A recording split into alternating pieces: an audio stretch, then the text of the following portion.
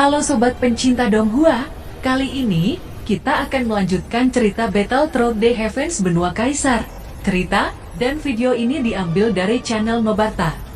Tanpa banyak basa-basi, mari kita simak alur ceritanya. Melanjutkan dari cerita sebelumnya, scene berganti.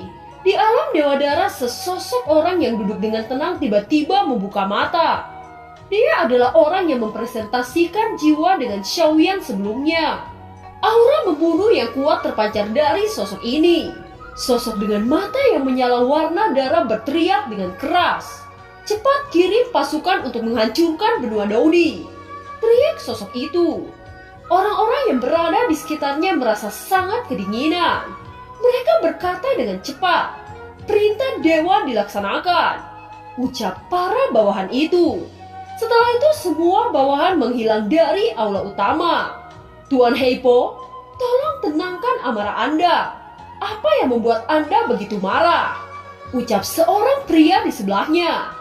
"Bahwa orang-orang di benua Daudi berani membunuh serigala darah. Saya ingin menghancurkan mereka," ucap Dewa Darah yang ternyata bernama Heipo. "Tidak heran Anda sangat marah. Tidak disangka benua rendahan sebenarnya bisa membunuh serigala darah," ucap sosok pria itu yang bernama Dewa Bahuang. "Selain itu orang yang membunuh serigala darah sebenarnya berani menggertak saya," ucap Dewa Heipo. "Tetapi Anda jangan gegabah. Sebelum dimulainya kontes benua maka kita tidak diizinkan membunuh dunia yang lebih rendah. Kalau itu terjadi maka aliansi dewa akan menghukum keluarga Dewa Darah kita," ucap Dewa Bahuang. "Saya mengerti itu," ucap Dewa Heipo menghela nafas panjang. Dia sangat tidak rela setelah digertak oleh Xiaoyan ketika memproyeksikan sosoknya di benua Daudi. Ini benar-benar menjengkelkan. Saya merasa dihina oleh Lala Dosian bintang 1. Dibandingkan dengan kerugiannya maka saya akan menahan amarah saya, ucap Kaisar Heipo. "Saya sudah mentransmisikan pasukan untuk segera kembali. Jika dia pergi untuk membunuh di dunia rendahan, saya takut kita tidak diperbolehkan ikut dalam kompetisi antar benua. Jika itu terjadi, nyawa serigala darah tidak mampu membayarnya. Selain itu, saya mendengar bahwa ketiga pangeran pergi ke benua Daudi. Kalau dia tahu bahwa serigala darah terbunuh, maka ketiga pangeran akan membunuh orang-orang di benua Daudi. Jika ketiga pangeran benar-benar menghancurkan benua Daudi, sudah terlambat bagi kita untuk campur tangan. Saya berharap aliansi dewa tidak akan menyadarinya sampai kita bisa mengikuti kompetisi antar benua," ucap Dewa Bahwa. Scene berganti. Setelah membunuh Kaisar Darah, Xiaoyan masih memiliki beberapa kekhawatiran. Jika alam Dewa Darah benar-benar menyerang, maka dia tidak akan sanggup menanggungnya.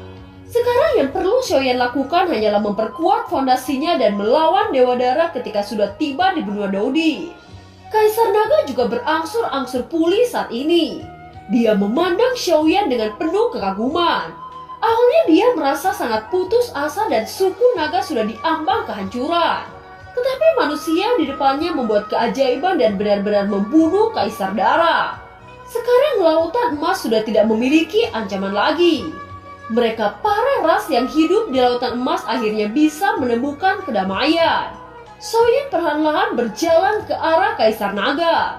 Dia menakupkan tangan lalu berkata, "Kaisar Naga, terima kasih sudah datang ke medan tempur dan membantu saya dan yang lainnya," ucap Xiaoyan. "Saudara Xiaoyan, seharusnya yang berterima kasih adalah saya. Anda telah menyelamatkan suku kami dari bencana," ucap Kaisar Naga. "Itu juga karena Kaisar Naga. Jika bukan karena Anda memberikan banyak kristal darah, mungkin saya tidak akan menerobos Dongxian. Saya tidak akan melupakan kebaikan yang diberikan oleh suku Naga. Di masa depan jika Anda membutuhkan bantuan, tolong beritahu junior ini. Saya akan melakukan yang terbaik selama itu dalam kemampuan saya," ucap Xiaoyan tersenyum. "Hahaha, saya datang ke sini juga karena Xian yang memberitahu semua situasi Anda. Sekarang perang telah berakhir. Untuk merayakan kemenangan ini saya mengundang Anda ke suku Naga untuk mengadakan pesta," ucap Kaisar Naga tertawa dengan lepas. "Undangan Anda akan saya penuhi di lain waktu. Ada hal yang harus ditangani oleh junior ini. Setelah urusan saya selesai, saya akan datang ke suku naga Anda. Ucap Xiaoyan. Urusan penting seperti apa yang harus Anda tangani? Mengapa Anda tidak memberitahu suku naga kami? Ucap Kaisar Naga. Saya ingin menemukan buah 9 kehidupan secepat mungkin. Itu akan saya gunakan untuk menolong teman saya dan juga kepala suku klan Duyung. Sekarang kepala suku klan Duyung tidak mempunyai banyak waktu. Oleh karena itu junior harus bergegas sebelum semuanya terlambat. Ucap Xiaoyan. Oh, karena ini sangat mendesak maka saya akan memberikan buah 9 kehidupan yang ada di tangan saya kepada Anda.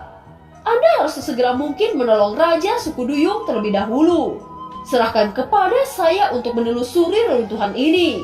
Jika saya menemukan pohon buah 9 kehidupan, saya akan memberitahu Anda secepat mungkin. Ucap Kaisar Naga. Kalau begitu saya berterima kasih kepada Kaisar Naga. Saya tidak bisa menolak dengan situasi seperti ini. Ucap Xiaoyan. Setelah itu 2 buah 9 kehidupan muncul di tangan Kaisar Naga dan diberikan kepada Xiaoyan. Terima kasih atas kemurahan hati Kaisar Naga. Sekarang 2 buah 9 kehidupan ada di tangan saya. Oleh karena itu saya akan mengucapkan perpisahan untuk kembali ke klan Duyung. Ucap Xiaoyan menangkupkan kedua tangannya. Kaisar Naga mengangguk dan tidak berani menunda lebih lama lagi. Pada saat yang sama seluruh kelompok Xiaoyan menaiki Bahtera. Dengan kecepatan yang sangat luar biasa Bahtera hilang dalam sekejap mata. Kaisar Naga yang melihat kecepatan Bahtera ekspresinya seketika menjadi jelek. Benda apa yang digunakan oleh bocah itu? Bahkan kecepatannya tidak kalah dengan kecepatan suku naga kita di dalam lautan emas ini. Orang ini memang penuh dengan kejutan. Ucap Kaisar Naga. Setelah duduk dengan tenang di atas Bahtera, tiba-tiba cahaya biru melayang di depan Xiaoyan. Dia sangat terkejut melihat pemandangan ini. Xiaoyan memegang cahaya biru di tangannya dan tiba-tiba pemandangan Bahtera hantu muncul di depan Xiaoyan. Setelah itu suara Raja Surga terdengar di telinga Xiaoyan. Xiaoyan, ini adalah gambar visual tentang putri Anda. Murid saya Sun Er ingin memperlihatkan gambar visual ini kepada Anda. Meskipun Anda tidak dapat bicara kepada keluarga Anda, setidaknya Anda dapat mendengar suara istri Anda. Ucap Raja Surga. Putri, apakah Sun Er melahirkan bayi perempuan? Gumam Xiaoyan. Pada saat yang sama gambar visual mulai terlihat di depan mata. Pandangan yang muncul adalah Sun Er memegang bayi perempuan dalam pelukannya. Dia melihat ke depan dan berkata, Xiaoyan Gege, ini adalah putri kita Xiao Yueli. Maafkan Sun Er karena sudah memberikan nama putri kita tanpa persetujuan Xiaoyan Gege. Ucap Sun Er. Xiaoyan terus memandangi bayi perempuan yang cantik yang ada di pelukan Sun Er. Tiba-tiba layar visual berubah. Sekarang di depan mata Xiaoyan, Yueli kecil telah berusia lebih dari 1 tahun yang sedang belajar berjalan. Itu berlangsung beberapa saat sebelum layar visual akhirnya berubah lagi. Xiaoyan terus menyaksikan pertumbuhan putrinya dengan tahap demi tahap. Sekarang layar gambar visual menunjukkan perkembangan Xiao Yueli sudah berusia 12 tahun. Namun sekarang Xiao Yueli rambutnya ditutupi dengan perban putih. Dia memegang sabit hitam yang sangat besar. Sun Er yang berada di samping Xiao Yueli berkata, Xiaoyan Gege, sekarang Sun Er sudah mencapai Daudi bintang 8 awal. Oleh karena itu Xiaoyan Gege tidak perlu mengkhawatirkan Sun Er lagi. Ucap Sun Er. Xiaoyan sangat terkejut mendengar ini. Terakhir kali Sun Er hanya memiliki kekuatan di Daudi bintang 4. Sekarang Sun Er sudah mencapai kekuatan bintang 8 awal. Kecepatan kultivasi seperti ini bukankah sudah melawan langit? Sun Er lalu berkata lagi, Xiaoyan Gege, perban pada Yueli hanya untuk menekan garis darah yang ada di dalam tubuhnya. Guru mengatakan bahwa garis darah Yueli sangat kuat. Oleh karena itu hanya ketika kekuatan Xiao Yueli sudah mencukupi maka dia secara alami akan bisa mengendalikan garis darah. Pada saat itu perban yang menutupinya akan dilepas. Xiaoyan Gege, sekarang kekuatan Xiao Yueli sudah berada di tingkatan Daudi bintang 8 awal. Ucap Sun Er tersenyum. Mendengar kata-kata Sun Er, Xiaoyan tidak bisa menangis atau tertawa. Usia 12 tahun sudah memiliki kekuatan Daudi bintang 8. Jika anggota Xiaofu Mansion mengetahui ini, mereka akan seketika bunuh diri. Soyan memulihkan ketenangannya lalu gambar visual berubah. Soyan saat ini melihat sosok gadis muda yang sangat cantik.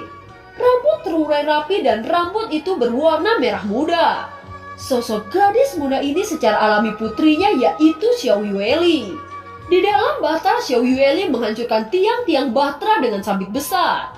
Sosok Sun Er yang menghampirinya lalu berkata, "Yueli, sudah berapa kali ibu mengatakan jangan berlatih teknik bertarung di atas Batra. Berlatihlah di ruang latihan yang sudah dipersiapkan oleh guru besar. Anda tahu jika guru merasakan sakit kepala saat memperbaiki Batra ini," ucap Sun Er. Xiao Yueli sama sekali tidak menghiraukan kata-kata Sun Er. Dia mendekati dan memeluk ibunya saat berkata, "Ibu, seperti apakah wajah ayah saya? Mengapa ayah tidak pernah menemui kita? Apakah ayah tidak peduli dengan kita?" tanya Xiao Yueli. Xiaoyan mendengar ucapan Yueli sedikit malu. Dia tahu pertanyaan seperti ini akan ditanyakan oleh putrinya, tetapi dia juga tidak berdaya. Sun Er menggaruk kepala putrinya lalu berkata, "Yueli, kamu harus tahu bahwa ayahmu sangat tampan. Cepat atau lambat kamu akan bertemu dengannya. Ketika saat itu tiba, kamu harus selalu mendengarkan apa yang dikatakan oleh ayahmu," ucap Sun Er. "Jika ayah saya memiliki sikap yang buruk seperti guru besar, maka saya tidak akan bersikap baik padanya," ucap Yueli menoleh ke arah Raja Surga dengan ekspresi cemberut. Soyan yang mendengar itu dia tertawa terbahak-bahak. Bahkan putrinya berani mengolok-ngolok keberadaan yang mengerikan seperti Raja Naga. Sun Er yang berada di dalam layar visual sekali lagi berkata, "Soyan Gege, Sun Er hanya bisa menunjukkan gambar visual sampai di sini. Ketika waktunya tiba, keluarga kita akan bersatu kembali," ucap Sun Er. Setelah dia selesai bicara, gambar visual di depan mata Xiaoyan menghilang. Pada saat yang sama, Xiaoyan sudah tiba di klan Duyung. Banyak orang-orang klan Duyung yang melihat ke arahnya menjadi gempar. Jika Xiaoyan kembali dengan kondisi selamat, itu sama halnya Kaisar Darah sudah dikalahkan. Xiaoyan bersama kelompoknya dengan cepat menuju ke arah Istana Kristal. Pemandangan di suku Duyung telah banyak berubah. Di sepanjang jalan terdapat tanaman-tanaman yang indah membuat orang sangat terpesona. Saat melihat Xiaoyan, banyak anggota suku Duyung mengungkapkan rasa hormat. Munculnya Xiaoyan segera menyebabkan sensasi di keluarga suku Duyung.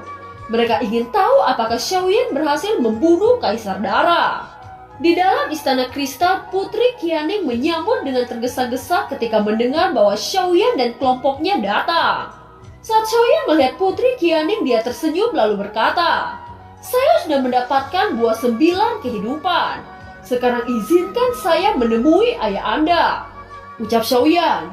Mendengar ini, Qianing sangat gembira lalu berkata, "Tuan Xiaoyan, saya tidak akan berhenti untuk mengucapkan terima kasih kepada Anda. Sekarang Anda bisa mengikuti saya untuk menemui ayah saya," ucap Qianing membawa Xiaoyan ke kolam ramuan. Sesampainya di kolam ramuan, Xiaoyan berkata, "Saya akan segera memulai memurnikan buah 9 kehidupan. Jika saya membutuhkan sesuatu, maka saya harus merepotkan kalian," ucap Xiaoyan. Xiaozan sangat bersemangat ketika sampai pada kesempatan ini. Dia akhirnya memiliki peluang untuk mendekati Putri Qianing. "Putri Qianing, mari kita pergi dan mencari tempat duduk untuk menunggu perkembangan. Kita tidak diperbolehkan mengganggu ketika Xiaoyan memurnikan buah 9 kehidupan," ucap Xiaozan dengan senyum di mulutnya. Putri Qianing menganggukkan kepalanya dan segera berjalan bersama Xiaozan. Xiaoyan hanya tersenyum dan mulai mendekati kolam ramuan untuk Raja Duyung berbaring di kolam. Pada saat ini kondisi kepala suku Duyung sudah semakin memburuk. Itu sudah menunjukkan bahwa tidak dibiarkan lebih lama lagi.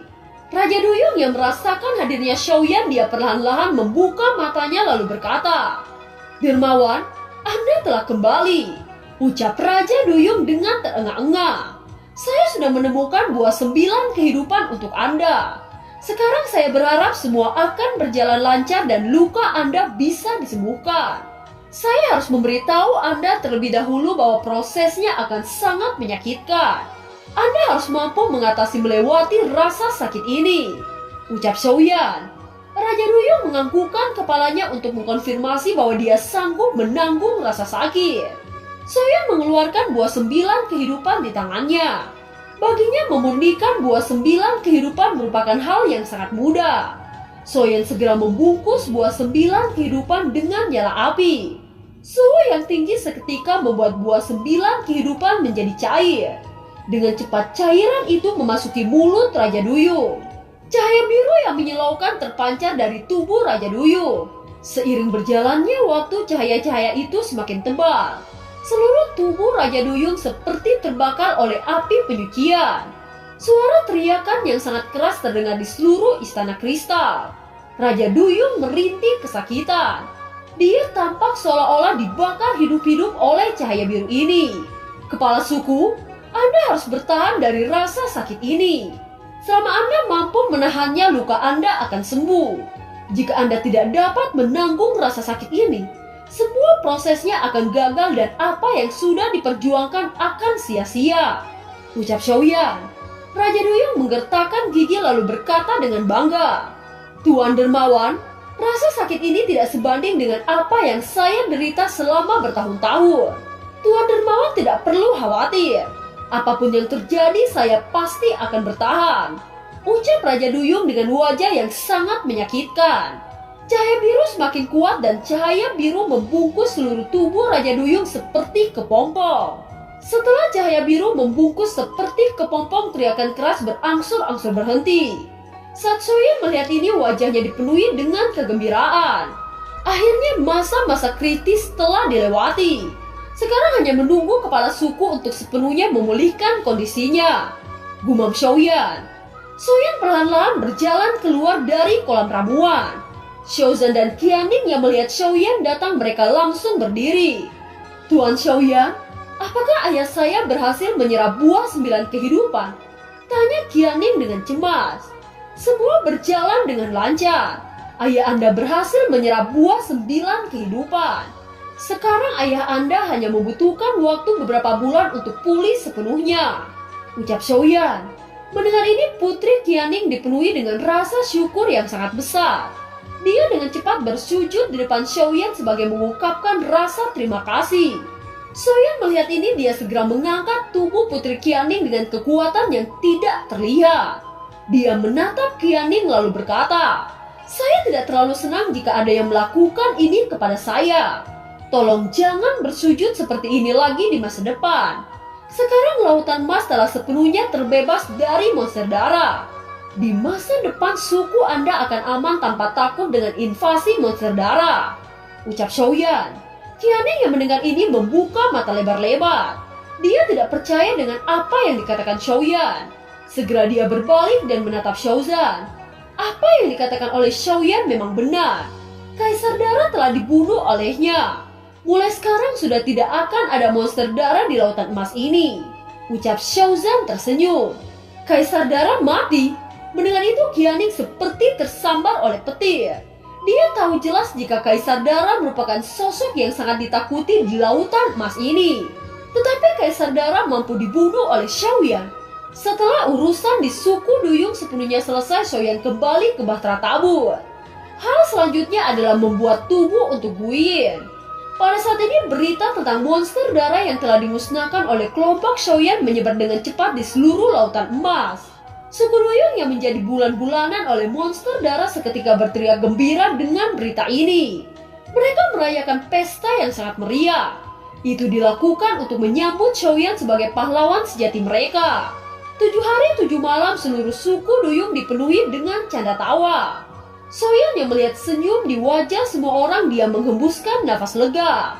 Beberapa hari kemudian, Xiaoyan duduk di Bahtera Tabur dan dia memegang botol giok di tangannya. Di dalam botol giok terdapat sisa-sisa jiwa Guyin. Dia membuka mulut botol giok dan memandangi sisa-sisa jiwa yang seperti bayi itu. Xiaoyan berkata, sekarang keberhasilan untuk membentuk tubuh akan sepenuhnya tergantung pada Anda.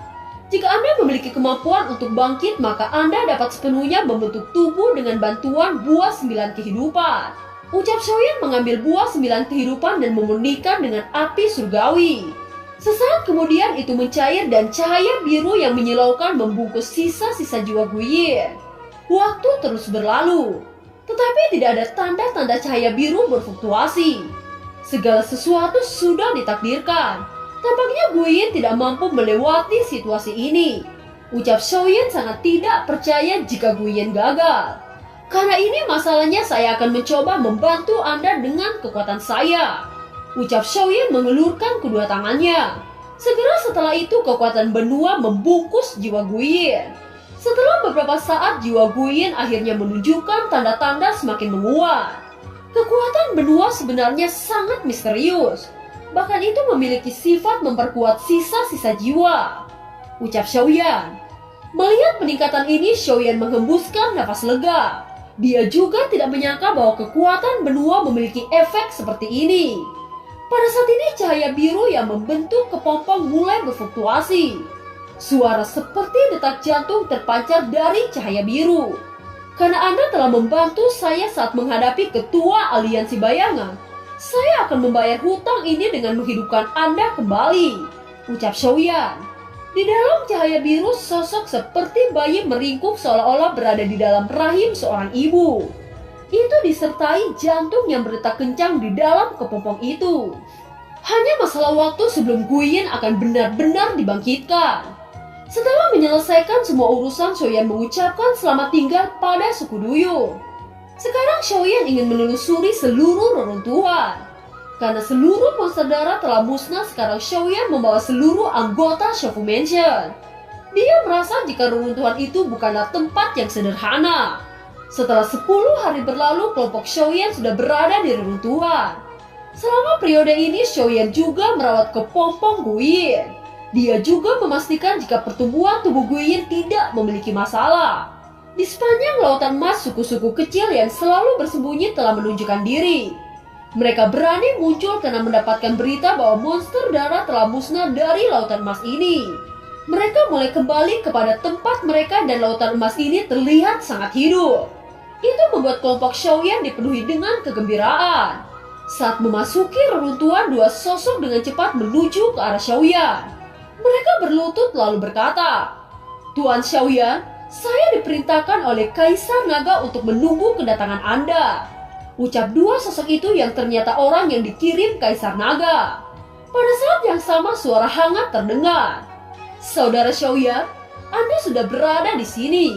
Ucap sosok Kaisar Naga perlahan-lahan berjalan menuju ke arah Xiaoyan. Xiaoyan tersenyum dan menangkupkan kedua tangannya dengan sangat sopan. "Saudara Xiaoyan, sekarang Anda orang pertama di benua ini yang mampu menembus ke tingkat Daoxian. Sekarang posisi Anda sangat tinggi. Oleh karena itu Anda tidak layak untuk sopan di hadapan saya." Ucap Kaisar Naga. Kaisar Naga terlalu memuji junior ini. Tidak peduli apakah itu status lebih tinggi, namun saya masih membutuhkan saran dari para senior seperti Anda. Ucap Xiaoyan. Kaisar Naga sangat senang dengan kata-kata yang diucapkan oleh Xiaoyan. Anda memang layak menjadi seorang pahlawan di generasi muda. Saya yang lama sangat mengagumi saudara Xiaoyan. Baiklah, selama periode waktu ini saya menjaga tempat ini dengan benar. Karena Anda telah datang, maka saya akan pergi menuju suku naga. Saudara Xiaoyan, setelah Anda menemukan apa yang Anda cari, saya harap Anda akan menemui saya di suku naga. Ucap Kaisar Naga. Mengapa Anda tidak di sini untuk mencari sesuatu bersama dengan kami? Bukankah reruntuhan ini sudah menjadi tanah tanpa pemilik? Oleh karena itu Anda harus mencari harta karun di reruntuhan ini bersama kami. Ucap Xiaoyan tersenyum. Kaisar Naga sangat terkejut dengan apa yang dikatakan oleh Xiaoyan. Dengan begini bisa dikatakan jika kedua orang saling membalas budi. Dan film pun berakhir. Terima kasih telah menyimak dari awal sampai akhir ya. Sampai jumpa.